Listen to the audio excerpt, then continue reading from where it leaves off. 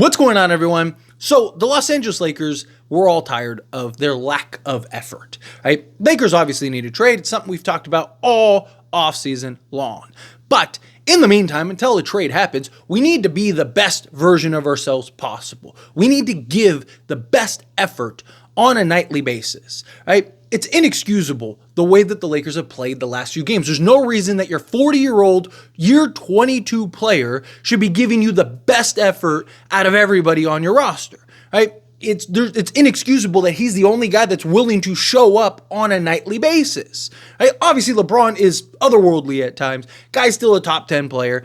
Guy's still unbelievable. However, he shouldn't have to be the only guy carrying and leading the charge. You should be able to, on a nightly basis, at least give you the effort, right? I understand you're on the road.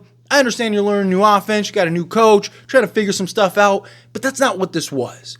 Doesn't account for lack of effort. Anybody can beat anybody on any given night. That's why you play 82 games, right? But there are losses, and then there's you just didn't show up to play basketball. And that's what the Lakers did the last few games. Just didn't show up to play basketball. That, to me, is inexcusable. Right? You have one job. Show up and play. If you lost those games because, it just wasn't your night, game was tight, key turnover, something like that, it's just like, man, you blew that one. Right? Like the Suns' loss was a game that we felt like we should have won, we could have won. Right, LeBron had probably one of his worst games in 10, if not longer years. Right, it just felt like a loss that you just kind of chalk up and you move on. It's just like, it happens. Right, but the other two, or the other three, were inexcusable. Right, those other losses were just lack of effort, lack of showing up, not hitting shots, not executing, not playing the right way. I mean, even the Cavs game, you had almost as many turnovers as you did assists. They had 20 turnovers with 21 assists. Again, you're not going to win games that way. And yet, we're having this conversation. Now, look, I'd rather have this conversation, game 10 or 9 rather than game, 80, right? Where it's like, Lakers still aren't showing up. Hopefully, we can kind of work some stuff out. Again, we need a trade, but we also need to be patient to wait and find the right trades, make the right moves, and not get fleeced on a trade. How do you do that? You win games, right? Like the Warriors want to go get another star. They feel like they have the need to go get that other star, the co-star for Steph Curry. But they're 7-1. They're winning. They can be patient. It's not this sense of urgency. It's not this desperation move. Your phone call conversations are incredibly different, right? For the Warriors, it's like, hey, we'd like this guy, not that we need this guy. That's what the Lakers need to be. The Lakers need to be a team that doesn't, when Rob Pelinka's on the phone, he's not going, hey, we really need this guy. We're desperate for this guy. Rather, it's like, hey, we'd really love to have this guy. What does it take? And if the offer isn't there, it doesn't make sense, you move on and you find the next one. But Lakers are sinking, right? Like you started 3-0. It was a great start. Things were looking great. Things were looking good. And then you just lay a bunch of duds. It's inexcusable. But the Lakers are back home, right? Lakers are back in LA where they 3-0 at home. You got the home crowd in your favor. Guys usually play better, right? D'Lo, Reeves, guys like that, they're usually more efficient, more effective, right? So you shouldn't have a lack of effort in your home games. And you're playing a Philly team that is without Tyrese Maxey and is going to be without Joel Embiid.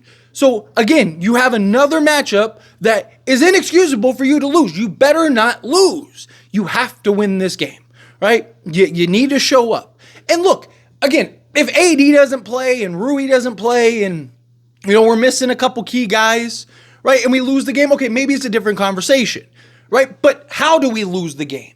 Again, there are losses where it's like, hey, man, AD was out, Rui was out. You were missing 3 or 4 key guys, right? Not counting Wood and Jared Vanderbilt, but hey, we were right in it. We should have won it, but you kind of dropped the ball. There's that, and then there's just like, again, no effort. Guys didn't show up. Guys didn't really want to play basketball. That we cannot have that level. I mean, JJ Redick is already fed up, right? You could already see it. Look, he took accountability for the first game, right? Which we love to see. You love to see the coach take accountability. But he's right. Why is LeBron the only guy showing up? Why is our veteran off the bench that was a big acquisition who is arguably the third best player on a finals team, why is he not taking shots? Why is he giving us goose eggs every single game? Why is he playing 18 minutes and giving you nothing? Again, those kind of things are inexcusable.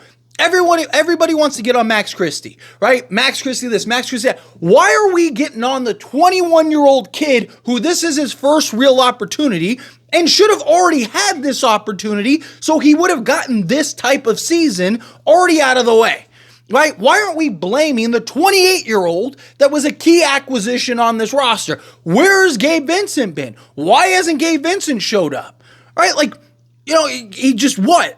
Right? Like, you already took our money last season, right? So you're just going to take our money again this season? At least earn it. At least pretend like you want to be out there on the basketball court. It's ridiculous, the lack of effort from some of these players.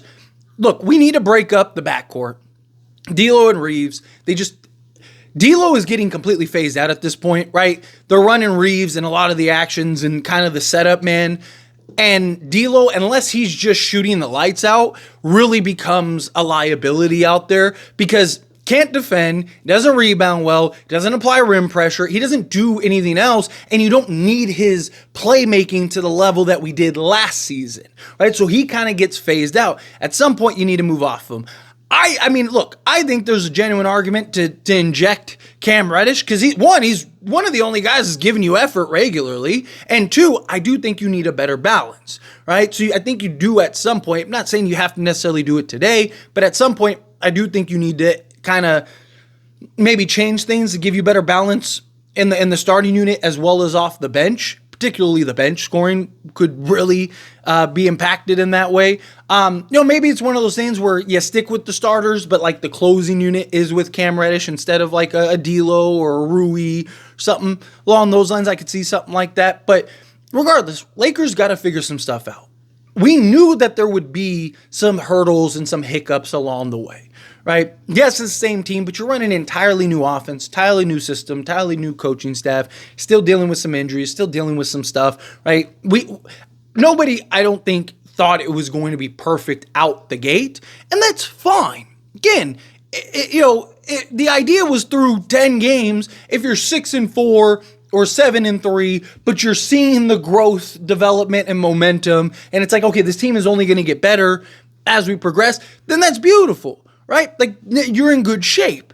But to be 4-4 through 8 games, yes, if you win these 3 home games, okay, now you kind of right the ship again. Right? Now you're 7-4.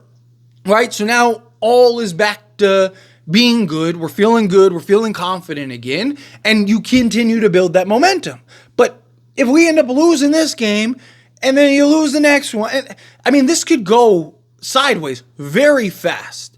And the frustrating thing is it's not that these teams are just so much better than us. It's not like this team is absolute trash. I mean, even Anthony Davis said, right? It's like we're 2 different teams. And that's the problem. That's where this dilemma lies. It's not like the Lakers just, they're the worst team in the league and it's just like no one expects them to beat anybody. No, they're a very good basketball team that shows up, and when they do show up, they win. Simple, right? But when you don't show up, and you don't have the effort, and you don't have the energy, and you're not playing the right way, all of a sudden, they look like one of the worst basketball teams in all of the NBA. We need better effort. Need better execution. I want to do the post-game stream and come on and be like, there you go. That's how we need to play. Right? I don't want to have to do the post-game stream later today and be like, well, here goes another Tyler rant. I know a lot of you really like him because every time I get on the live stream, I see all the comments, the chat starts coming in, and they're like, excited for the Tyler rant. This will make it better. But in all seriousness, it's like I don't want to have to do those rants, right? I want to even in a loss, I want to be able to come up and be like, hey, losses happen, and find the good. Right? And find the things, right? I don't want to be negative. It's not my brand, right? Like, I'm usually the overly optimistic guy. I'm usually the guy because that's what I want. It's my team. I want to support them. I want to cheer for them. I want to ride through the highs, ride through the lows, and the in-betweens. But I also can't just stand here and be blind to the clear, blatant lack of effort, right? It's one thing to lose. It's another thing to just not show up at all. that's where I get frustrated. That's where I go, okay, I'm sick of this, right? Trade everybody at that point, right? Like if you can't show up to play basketball when that's your only job, like then find somebody that's willing to do the job. Right? I'd rather have a guy that isn't as good, but at least I know he's going to show up, right? Best ability is availability. And apparently injuries aren't the only way you can't show up. Lakers seem to do it regularly. So again, we had this issue last season. We got to stop with the bad habits. You got to get over this. Play the right way, and you win. It's a simple concept. I said it every time. The Lakers won last year. Not every time, but most of the time. Lakers won last year. And so far this year, right? 30 plus assists. Guess what? Lakers win, right? When Lakers are moving the basketball and they're keeping the defense on their toes, and they're sharing, and their assist totals are up, turnovers are low, and they're playing the way that they should be playing, the Lakers win basketball games. Play the right way. Let's get this win.